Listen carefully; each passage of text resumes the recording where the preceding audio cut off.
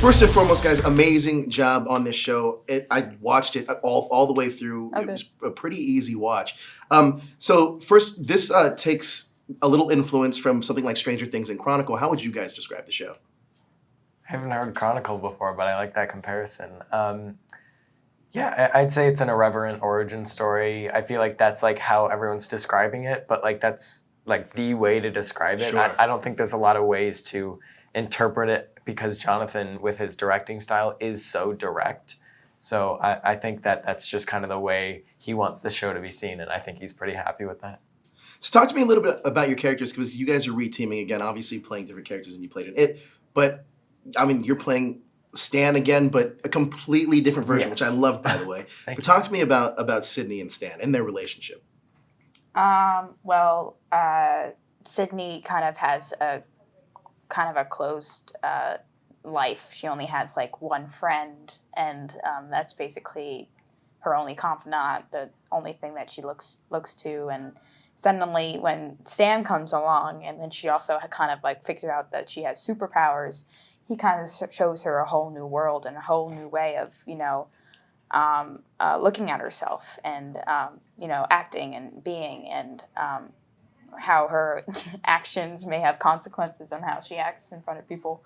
Because she's not a jerk, but she's, he kind of makes her a different person, and she suddenly has a whole new world and a whole new relationship other than her very closed Sure. amount of friends. One friend. One friend. Now, the mystery really revolves around Sydney, and it really unfolds from there. How do you think the general audience is going to relate to Sydney?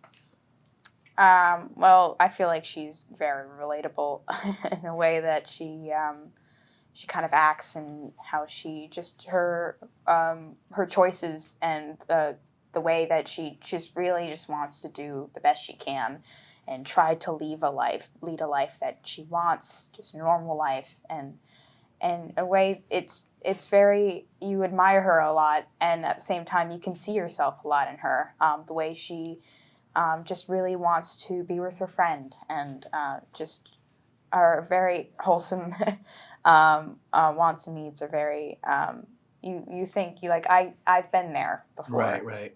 There's some underlying issues with fathers in this. Can you talk to me about how Stan relates with his father? By the way, Stan's a snappy dresser. Let's get real about it, though. Yeah, absolutely. But let's talk about his relationship with his father that kind of molds the person that he is. Yeah, the way I view it, I believe that Stan wants to be almost the complete opposite of his father. You only get very small glimpses of what his dad is like, and through that you can kind of understand why Stanley acts the way he does. It's very subtle, but I think that storytelling is really strong there. And for me, the way I interpreted it was Stanley just wants to act like a completely different person to really not be what his dad is. And I think that's one of his main driving factors of his personality. So yeah, it's just a nice little detail there.